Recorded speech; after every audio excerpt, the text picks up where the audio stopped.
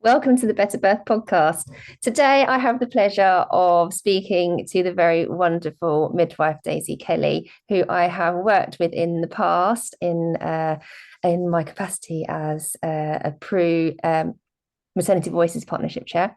And I'm now very excited to speak to her today about high risk pregnancies and what that means for the individual.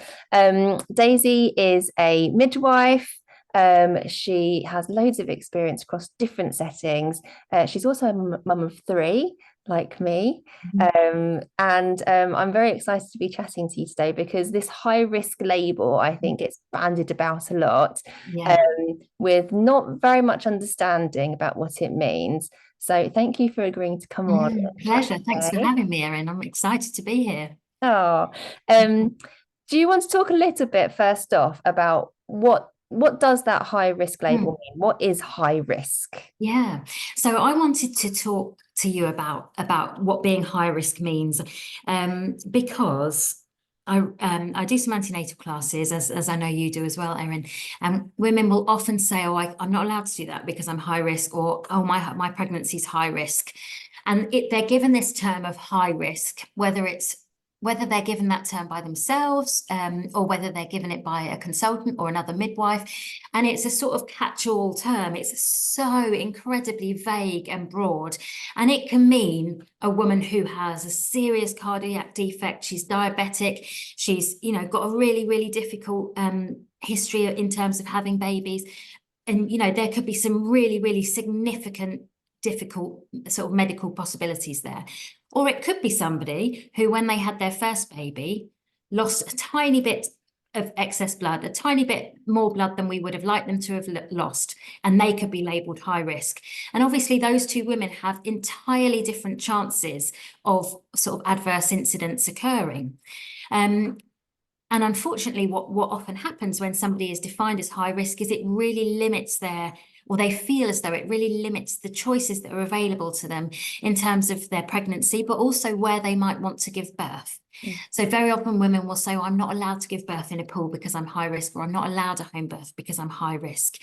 And what I really wanted to do on this podcast, what I really wanted to discuss is actually what are the options available to you? And I'm going to kind of sum it up in 2 seconds and say any options are available to you. But also let's look at sort of how you might weigh up those risks and benefits and how you might ask questions of your care providers. Because I think it's no secret to say that at the moment, maternity services are in a difficult place in the UK. And how I think that's presenting to women is that they're not necessarily getting all the information they need in order to make a choice about their care. So I think that's what we're going to be looking at today. In terms of what high risk means, risk is a word that kind of came from really the financial sort of area of work, and we've tried to sort of apply it to humans. So we've said, right, this lady here, lovely lady, low risk. This lady here, high risk, needs to stay in hospital.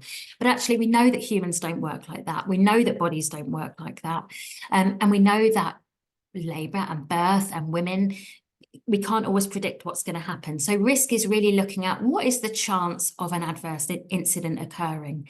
But what we also have to think about is what is an adverse incident? Because for some women, an adverse incident might mean an emergency cesarean. That might for her be something that she really has to avoid at all costs. For another woman, she might think, "Do you know what? I'm not bothered about an emergency section at all. That's fine. What I really can't bear to happen is a perineal tear," for example. So that might be an adverse incident to her. So what we need to think about really, really carefully when we're looking at risk is personalisation. So looking at what is important to that woman, what is important to that family, because it's different, and it's not for us as healthcare professionals to say what is important to them and their family. Yeah, I think this is the issue with the high risk label. Well, there's a few issues, I think. One is the terminology high risk. I think risk is, it immediately, makes you feel quite anxious and quite nervous, and it sounds instantly quite negative. Whereas when you said chance, it didn't sound as worrying. No. So I think the language is problematic. But I also feel like this, when we talk about high risk, it's almost a tick box exercise. So you Very. kind of tick, you're over a certain age, tick your BMI is over a certain, Mm. a certain Yeah. score. And so you tick certain boxes, and therefore you're high risk, and therefore you can't have a water birth, and you can't use the birthing suite and the birth center. And you're right, it should be individualized, looking at that individual person, their unique circumstances, their unique pregnancy, and what's important to them. Because I think that's the bit that's missing quite often is the personalization and thinking about what's important to them.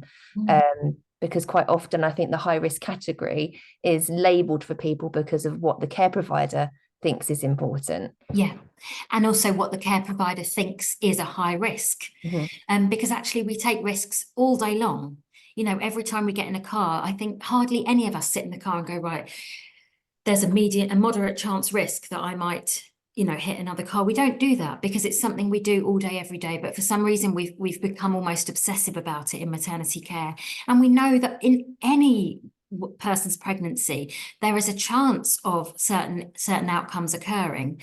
And actually, what we're not very good with, both as healthcare professionals and also people who use those services, we're not very good with uncertainty. We really like certainty. So we often like somebody to say, right, you have a 1 in 2,000 chance of this happening, you have a 1 in 500, and therefore, we need to treat you in this way. But actually, sometimes we don't know.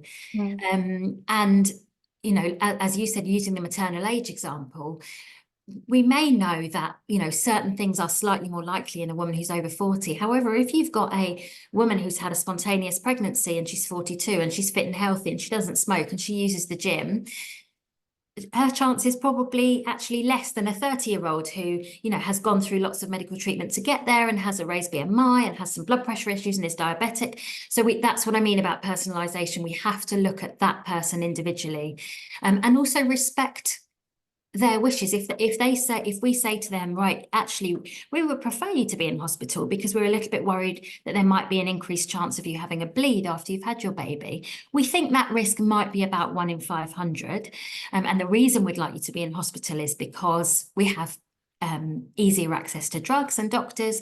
And that person says to us, do you know what, actually 1 in 500 to me is an okay risk. It's an okay chance. That means I've got 499 chances of that not happening. And for me, I'm prepared to take that chance. Then we have to go, okay, great. I've told you those risks.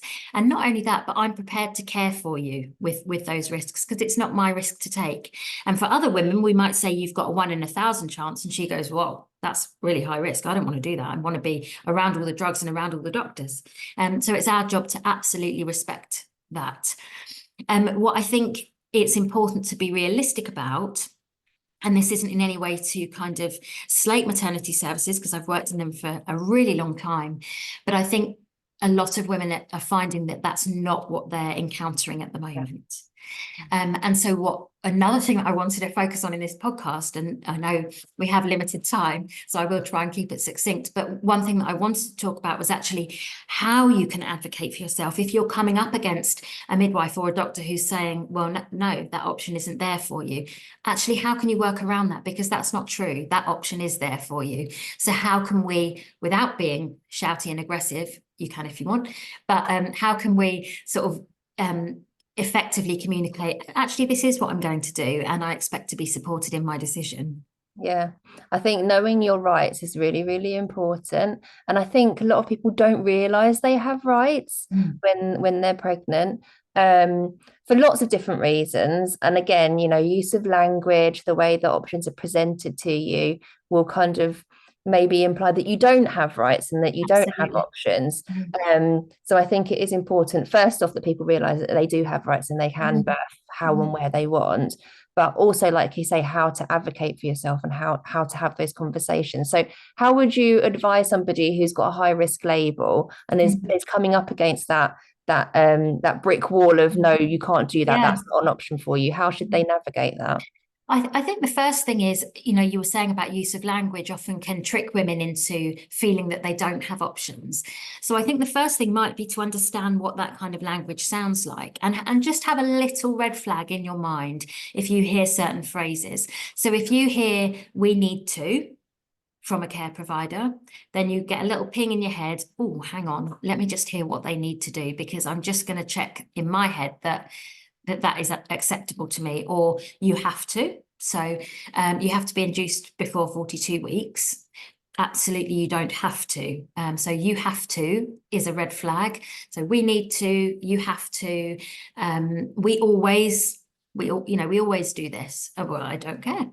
That's not what we're doing right now. Anything which is kind of very broad like that, and tells you what you should be doing, it needs to raise a little red flag. So I know that Erin in Better Birth and in the MVP and it's huge, the BRAIN acronym, and it's huge for good reason. It's really, really effective way of advocating for yourself. And I'm going to look at that now, but I'm also going to go a little bit further with that. So the BRAIN acronym would be the asking the doctor or the midwife, what are the benefits of what you're recommending to me? The R would be, what are the risks of what you're recommending to me? Because there are risks. And actually, what we're not very good at the moment is explaining the risks of the intervention that we're offering. And a word, I'm already going off topic, but I think it's important. A word that I wanted to bring up because I think it's vital. It's a big word, but I think we need to understand it, is iatrogenic. And what iatrogenic means is a complication which has been caused by a medical intervention used in order to prevent a different complication. So, for example, we might give you so say, for example, in elderly care, you might give somebody a drug to bring down their blood pressure, and as a result they keep having falls. So those falls are iatrogenic because we've caused them by reducing their blood pressure so quickly. And this happens in maternity care as well. We might recommend to you that we induce your labor because you've got a large gestational age baby, which we'll look at a bit more in a moment. But by doing that induction, we then cause maybe a 3rd-degree tear, maybe a postpartum hemorrhage, or maybe something which we're not even very good at measuring in the NHS at the moment, which is birth trauma, which is huge. We've got a whole birth trauma inquiry going on at the moment because we're recognising now that this is an enormous problem. And it's been overlooked for many years because medical professionals and family members will say, oh, come on, get over it. You've got a healthy baby. That's all that matters. It really isn't all that matters. It's really, really significant. And women can hold that trauma for a really long time. So we have to think of that as an iatrogenic harm that's been caused by another intervention. And it may be that that induction was absolutely indicated and the right thing for that woman, and she made an informed choice, and that's the most important thing. But what Erin and I are very keen to happen is that women are making an informed choice, and that you do understand that you have that choice. And actually, is that induction really necessary? Is that birth on the labour ward really necessary? Is that CTG really necessary? Is that extra scan really necessary? All these things that might be offered to you. So going back to the BRAIN acronym, so the risks of that induction, for example, the risks of might be increased perineal trauma, increased bleeding. The A would be alternative. So what is the alternative? One thing I want to say, so just interrupt you, is another little red flag. You were talking about little red flags. Yeah. If somebody says there's no risks, huge red flag, because nothing is without risk. Absolutely. And you might hear, if you're offered a sweep, for example, what are the risks? Oh, there's no risks. Everything has risks. So that's a definite little ping in your head if someone says, oh, there's no risks. Because that either means they're lying, or if, let's be a bit kinder, maybe it means they don't know the risks, which is actually worrying, if you're a healthcare professional. And it might be something like a sweep, where actually, if I'm counselling a woman about a sweep, I will say there's a risk that I might break your waters doing this, and then that puts you on a timer. What I will say is I have never broken anyone's waters doing a sweep. So for me, that risk seems very, very low, but it is there. So exactly as you said, there is always a risk, and we do have, and it's okay as a healthcare professional not to know the not to be able to quantify that risk. You know, I Yeah. don't know how many women's waters break with a sweep, but I know that it's never happened to me when I've done it. Mm. So the alternatives would be, what are the alternatives to that induction? The I would be, what is my intuition telling me? And you've got time to make that decision most of the time. You don't have to make that in that appointment. You can say, do you know what? I'm going to give it a couple of days, or I'm going to give it half an hour, or I'm going to give it a week, and I'm going to just give it some thought. What is my intuition telling me about this? And in that time, go away, talk to people, access information like Better Birth, access information. I run a business called Mama Sanctuary, where I can give you evidence-based information.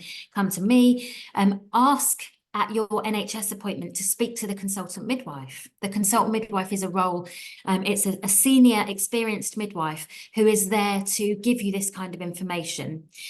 What I will say is that at most trusts there's only one, maybe two, and they sometimes have a long wait and you don't always get to see them, but it's certainly worth asking. That service is there if you want to, but there are private services if you're struggling on the NHS.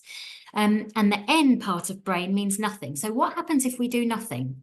What happens if I choose just to continue as I am for a little while? What is the problem there?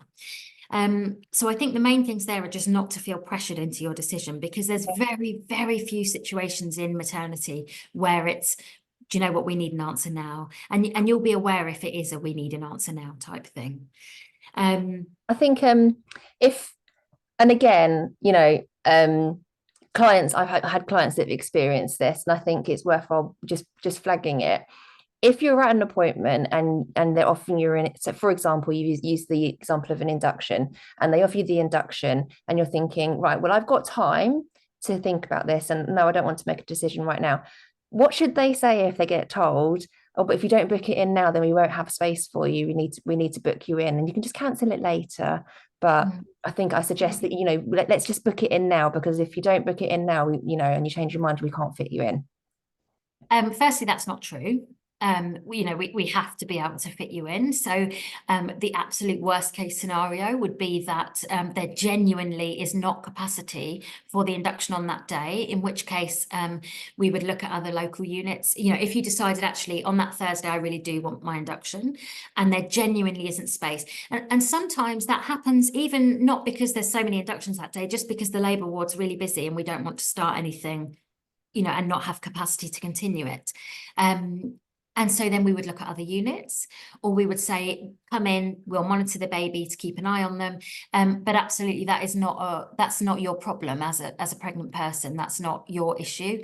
And we shouldn't be carrying out interventions due to our capacity. That's absolutely not your problem. And that is another ping red flag in your head. If they're starting to talk about capacity, it's not your issue. Yeah. I think I can imagine that's quite scary as a pregnant woman to hear. But I hope that if women listen to this, they're able to go, nah, I'm gonna just get rid of that one, because that's an easy one to get rid of. That's not my problem. And actually, you know, I have a right to choose, you know, not to have my induction on that day. That's absolutely fine. The other thing I think is really important to communicate. So we were talking about how to communicate when your pregnancy is high risk. So kind of using the BRAIN acronym, but even, do you know what, even more basic than the BRAIN acronym. I think often women say their pregnancy is high risk and they don't really know what that means for them.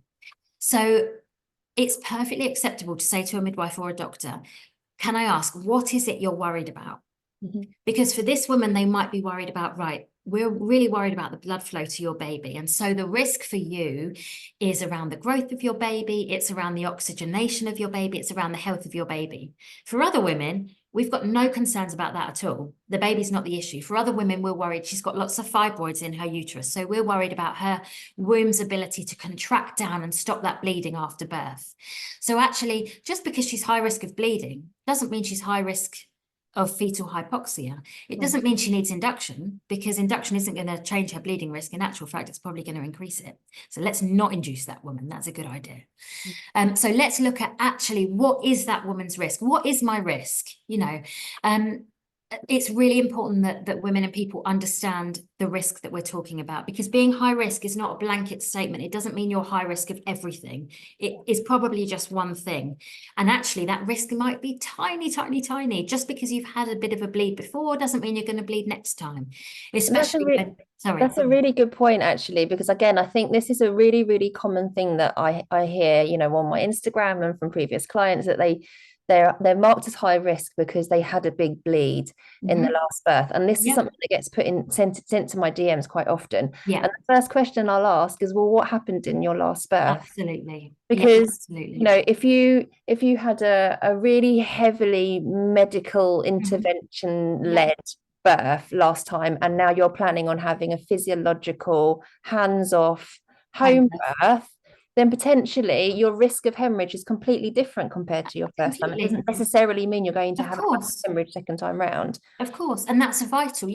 If we've got a woman who had a home birth first time and a significant bleed, and again, this is personalisation of risk. So I've got a woman who comes to me, she's had a home birth, she's had a beautiful, straightforward, normal length labour, very minimal tearing, and she has a big bleed. I'm going to be more worried about her than a woman who's had a long induction, a forceps birth, a third degree tear. Obviously, very few women are going to go through a massively long labour with a forceps and a third degree tear and not lose more than 500 mils. That's absolutely to be expected. And I wouldn't be particularly worried about her. But if we take, for example, that home birth lady, if she came to me and said, I'd still like another home birth, that's completely fine. We'll talk to her about her risk. We'll say, there is a slightly increased chance of you having a bleed this time. I don't know the exact chance of that happening. You're still far more likely not to bleed. These are the things that we can do to reduce your risk of bleeding. So we can use an oxytocic to help reduce that risk, or we can try it physiologically. And if it looks like you're bleeding, then we would, give you that injection. And as long as she knows that, what the risk is that there's a delay in transferring into hospital, as long as she understands that and what the implications of that are, that option of home birth is still available to her, and it's still her risk to take, not mine. So that's what women have to understand. And it's very hard at the moment going to women's houses postnatally and hearing them say, oh, I just didn't even think about looking into it antenatally. I just trusted that they knew what they were talking about. And I think the reality is we know what we're talking about now in terms of very medicalized labour, but actually our protection of the physiology of labour is reducing. And so if that's the kind of labour that you want, you need to go in kind of eyes wide open, advocating for yourself. Should we do an example? Should we do Yeah. So we've done a little bit around hemorrhage, haven't we? But the other huge one that comes up again and again and again is I'm not allowed to have a home birth, or I'm not allowed to have a water birth. I'm not allowed to birth on the birth centre because my baby's really big. So the first thing to look at here is how have we diagnosed that your baby's big in the first place? Because actually the NICE guidance, which is the national guidance around looking at fetal growth, recommends we have a scan at 12 weeks, so the first trimester, and recommends we have a scan second trimester, so that's around 21 weeks. And it says that for straightforward ongoing pregnancies, no further scans are required. At many trusts in London now, they are doing a third trimester scan. It's important to recognise that that is not yet evidence-based. It's entirely your choice, as are all scans. And mainly that scan is being used for evidential purposes at the moment. It's being used as a research scan. And so if you want to decline that, you can absolutely decline that. You can decline anything. But just to know that, I think most women don't realise that's a scan for research. A lot of my clients do not realize, because obviously my local hospital, they all get offered their trimester scans. And again, it's about understanding risks, isn't it? Because I think there's a lot of people think, oh, amazing, I get an extra scan, I get to see my baby again. And yes, that's definitely a benefit. But the risk is that a third trimester scan is likely to be less accurate. It's harder to measure the baby accurately. And they potentially could say your baby's really big, or your baby's really small, or your baby's growth has dropped off because they can't measure gone a bit. Exactly. And we're at our local hospital, it's an incredible fetal medicine centre, and women come from all over the country, all over the world, for the expertise of that centre, and it's incredible. But what it means is because of how incredibly high quality it is, they are picking up the tiniest of things. And sometimes if I'm looking after a woman and I think, oh gosh, I've never seen that on a scan before, what does that mean? And I go away and I spend a lot of time looking at what that means and the implications of that for her labour. And ultimately what you find is that it says it's of no clinical significance, is what they write. So they found this finding on the baby. The woman's got herself in a panic because they've said, oh, there's this thing to do with your baby's heart. And she's gone, oh gosh, my baby's got a heart problem. But actually it's of no clinical significance. So we're finding all of these things that aren't of clinical significance. Obviously, we're finding things that are of clinical significance, and thank goodness we are. But what we know with large for gestational age or big babies is that scans have at least a 20% margin for error. And I think, Erin, you did a survey on that with the MVP a while back.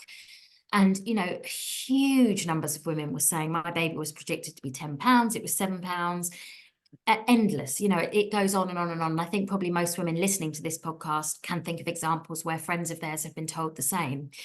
And what that LGA means, large for gestational age, what that diagnosis means is a huge amount of anxiety for women, very often, anxiety for the care provider, because the care providers are thinking, oh my goodness, this is a big baby, the big baby, big baby. And what those women are likely to be offered is they're likely to be told / offered, hopefully offered, an induction of labour to reduce the risk or even exclude the risk, which is not true, of the baby getting stuck. And when we say to a woman, your baby might get stuck, that is terrifying. Anyone would find that really, really frightening. That's a horrible image, your baby getting stuck.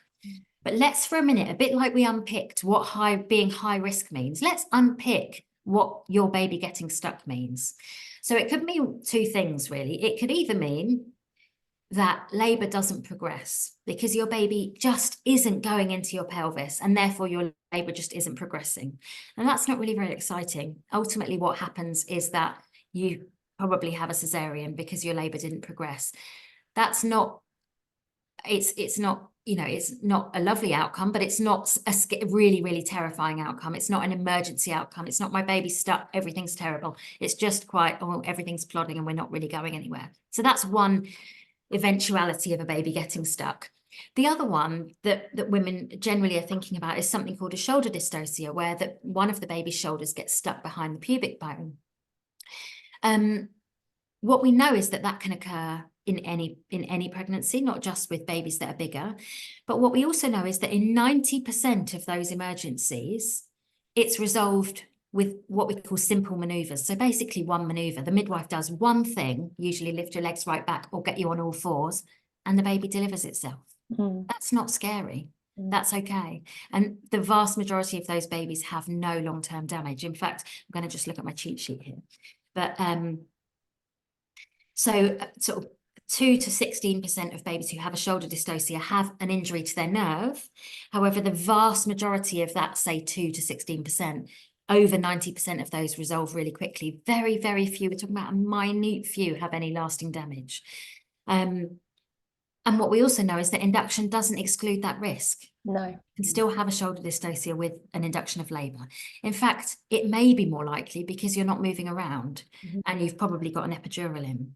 So we have to think about looking beyond the terminology that medical professionals are using. If they're saying to you, we want to induce you to stop your baby getting stuck, who's going to say no to that? Of course you can say yes to that.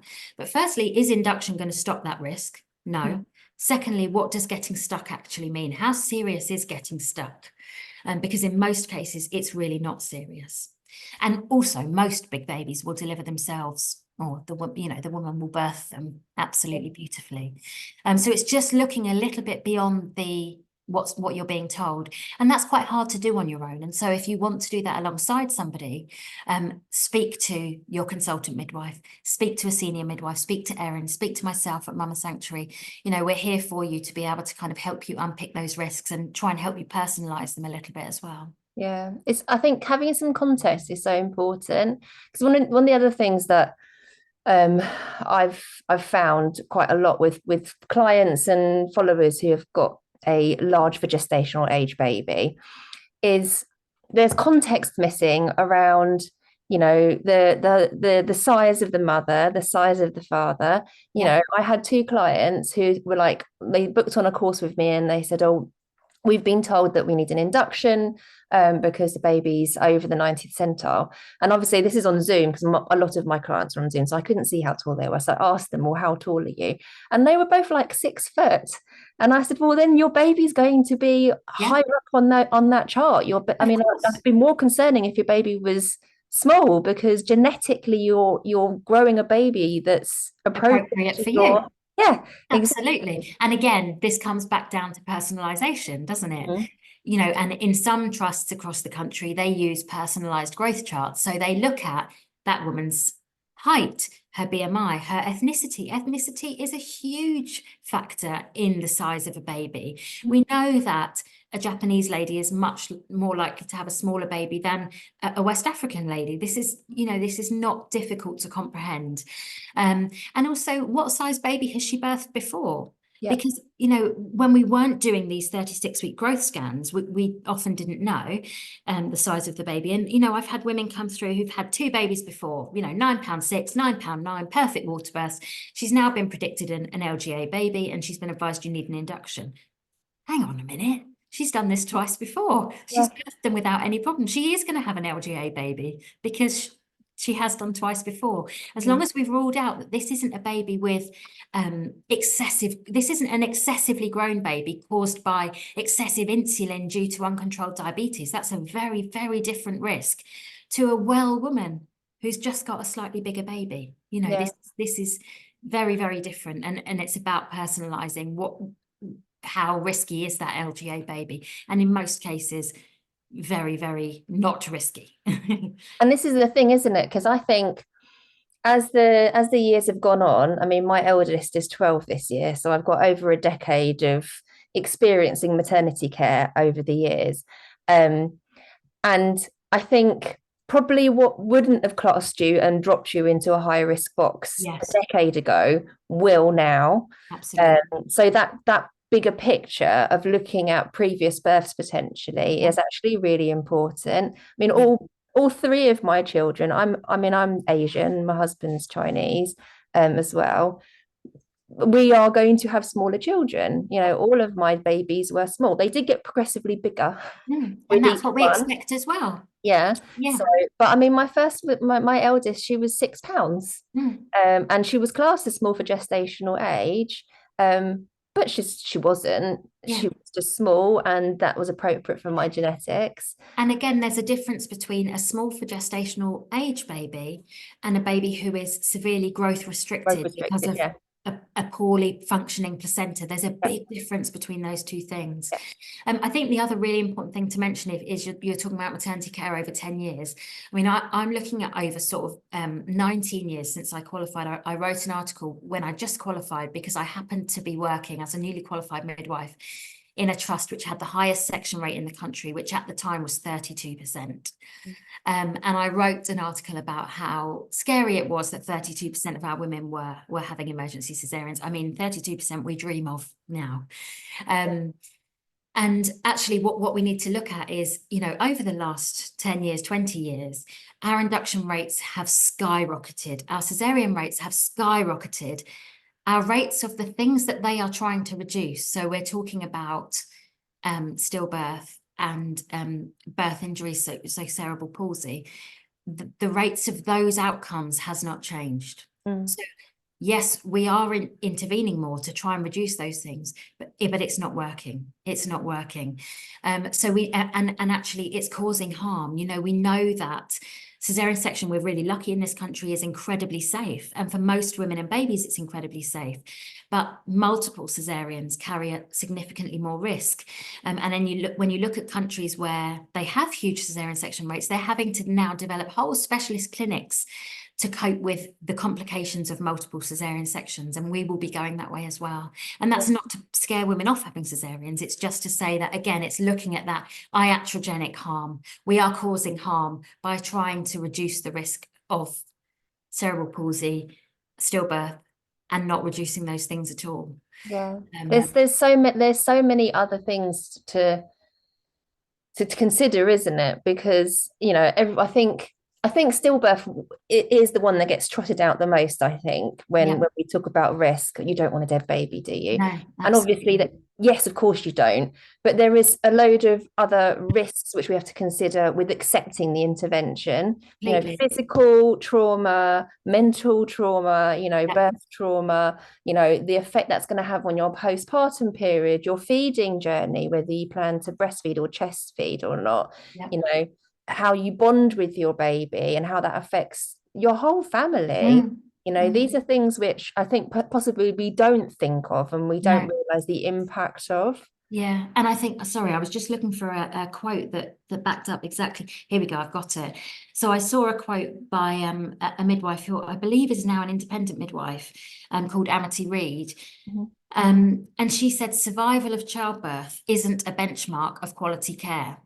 So we shouldn't be saying, well, you survived and your baby survived. That is the absolute basic. And we know tragically that sometimes babies die.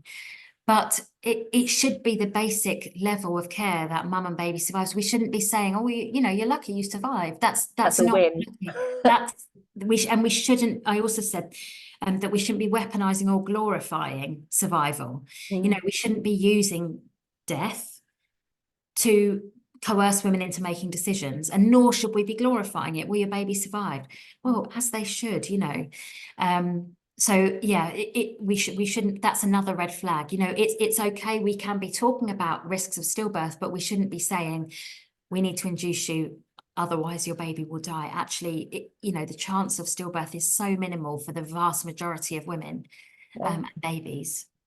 I think one thing that we've mentioned quite a lot is, research and statistics. And I think it's also maybe a point that's quite important just to draw upon a little bit, because I think quite often we get told there's like you get a vague kind of Yeah, statistic like that the chance of something triples or it doubles. doubles, Yeah. um, and that can sound terrifying. Like one of my clients, I tell all of my clients this story. One of my clients got told that the risk of stillbirth increases sixfold if she didn't, if she stayed pregnant, and that sounds terrifying, a sixfold increase of stillbirth.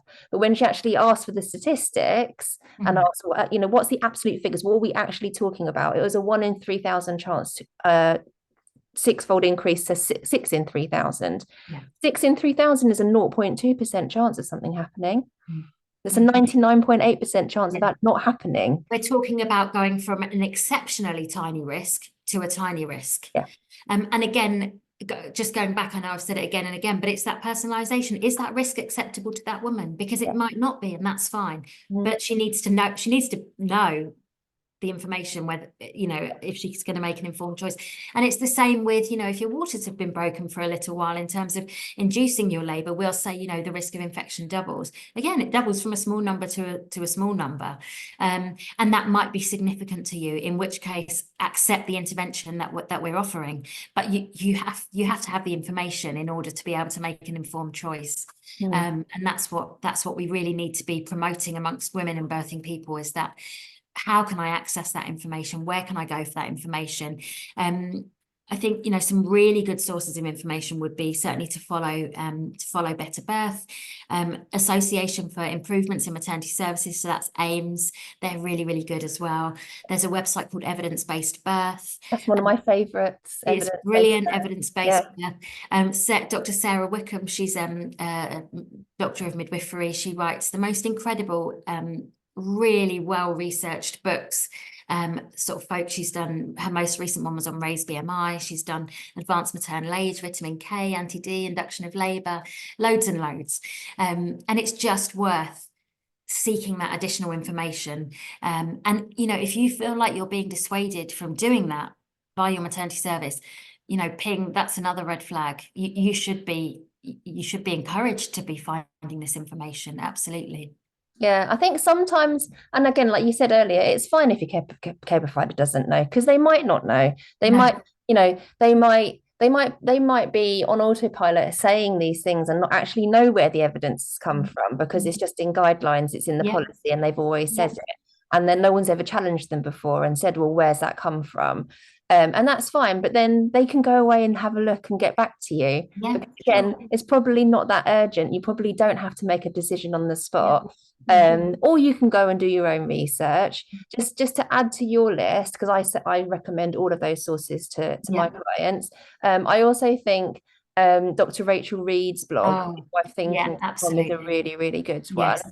And Dr. Kirsten Small's blog, which is Yes. quite niche on ETG. fetal Yeah. monitoring and Yeah. CTG, but actually I think it's a really, really good source of information. If you're being Definitely. told that you have to have a CTG because you're high risk, Yeah. then I think that's probably a really good source of information to unpick, well, actually, what's the impact of that CTG, and is the use of the CTG evidence-based in the first place? And is the use of the CTG increasing my risk of anything else? Yep. Is it going to cause me any iatrogenic harm? I.e., is it going to increase my risk of having a cesarean section? Yes, absolutely it is. So the information that you choose to seek will depend on your individual risk factor, I guess. And the other thing to bear in mind is that risk is ever changing and dynamic. So, you may have, they may have thought you were high risk at booking of something, but actually as your pregnancy's progressed, you were high risk of preeclampsia, but actually your blood pressures remain perfectly normal. And therefore that's no longer a risk. And so just because you were labeled high risk at one point doesn't mean that can't change as well. Yeah. And there should be a red flag in yourself as well if you ever hear yourself saying, I'm not allowed to do that because I'm high risk. You're allowed to do anything. It's your body, it's your choice. Yeah. Just make sure that what you're doing is informed. Yeah. Yeah. Thank you so much for coming. Oh, it was a pleasure. I could talk for hours, but I think Me too. we have to I sum it think up. we've crammed tons We have. one podcast episode, and I think it's going to be really, really, really useful for anybody that's listening. If anybody does want to come and find you Yeah. and speak to you, where can they find you? So on Instagram, mama, MAMA_sanctuary, or www.mamasanctuary.co.uk. There's a contact form on there. You can find out sort of what I offer. It's not independent midwifery, so many women don't want to go for an independent midwife, and nor should you have to. The NHS should provide what you need, but it may be that you want something alongside that. You may want somebody just to talk through your appointments alongside you, or postnatally, I can support you. Have a look, and if there isn't something there that you think is tailored to you, speak to me, because we can work something out. Thank you so much for your time. Thank you. Pleasure. Thank you. Take care.